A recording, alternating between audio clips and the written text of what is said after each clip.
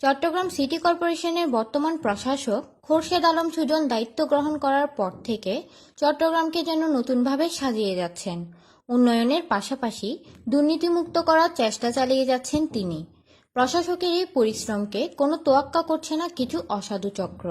বায়েজিদ থানাধীন Ruby gate হতে অক্সিজেনের মধ্যে সোর্স আকাশের নেতৃত্বে গড়ে উঠেছে অসংখ্য খোলা তৈলের দোকান।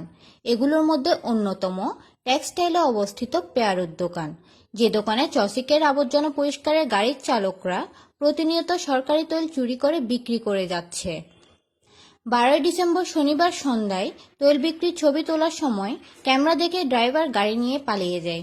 আমাদের সংবাদকর্মীরা তার পিছু নিয়ে আরিফিন বাজারে ড্রাইভারের দেখা পায়। প্রথমে অস্বীকার করলেও পরে সব স্বীকার করে আমাদের কর্মীদেরকে টাকা দিয়ে মীমাংসার চেষ্টা করে।